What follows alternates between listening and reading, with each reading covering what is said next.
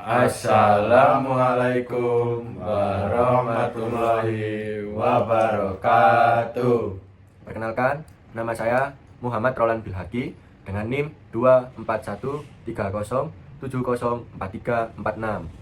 Perkenalkan juga, nama saya Muhammad Dito Habibie Abdillah dengan NIM 24130704358. Perkenalkan, nama saya Muhammad Azriel Fikrian Daifa dengan NIM 24130704349. Di sini kami akan mempresentasikan hasil diskusi kami.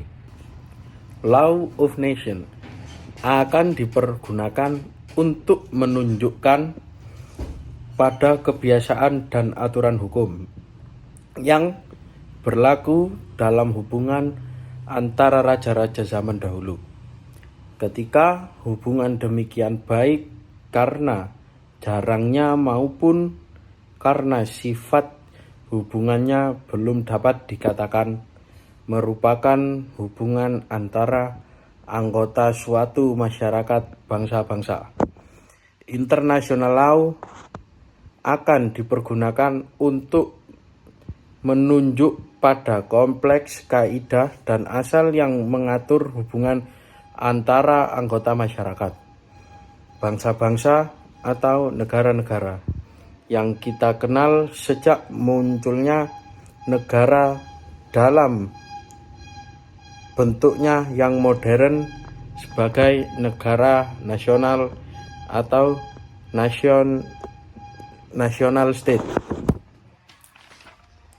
Law of Nation dan International Law merupakan istilah hukum yang sama-sama mengatur hubungan antar negara. Law of Nation mengacu pada hukum bangsa-bangsa atau hukum antar bangsa yang berlaku dalam suatu negara tertentu. Hukum ini campuran dari sistem hukum Eropa, hukum agama, dan hukum adat. Menurut Mokhtar Kusu Atmaja, International Law adalah keseluruhan kaidah-kaidah dan asas-asas hukum yang mengatur hubungan atau persoalan yang melintas batas-batas negara yang bukan bersifat perdata. International Law berlaku apabila telah diterima sebagai suatu ketentuan yang mengatur masyarakat internasional itu sendiri, yakni dapat berupa kebiasaan yang telah lama ada. Unsur international law, subjek hukum, badan atau entitas yang mampu memiliki serta melaksanakan hak dan kewajiban berdasarkan hukum internasional, mencangkup negara, organisasi internasional, individu, perusahaan transnasional, dan belligerent. Sumber hukum: perjanjian internasional, kebiasaan internasional, prinsip umum yang diakui oleh bangsa yang beradab, putusan pengadilan, dan doktrin. Asas hukum internasional. Yang pertama yaitu asas teritorial. Asas hukum internasional yang pertama adalah asas teritorial. Asas ini menetapkan bahwa sebuah negara berwenang melaksanakan hukum di wilayahnya sendiri. Asas kebangsaan. Asas ini memberikan warga negara perlindungan hukum dari negara mereka, bahkan jika mereka berada di luar negeri. 3. Asas kepentingan umum. Asas hukum internasional ini memberikan negara kewenangan yang melindungi dan mengatur kepentingan masyarakatnya. Keempat, asas pacta sunt servanda. Ini adalah asas fundamental yang perjanjian internasional.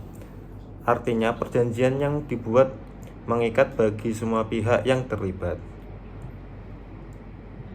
Asas egalitas rights merupakan asas yang menekan kesetaraan dalam hubungan antar negara yang terlibat dalam perjanjian internasional.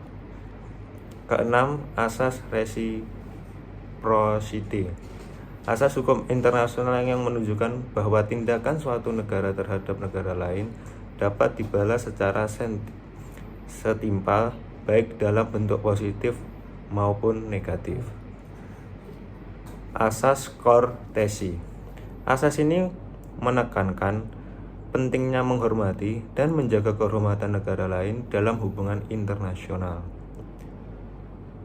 Yang terakhir yaitu asas Rebus-Stantibus.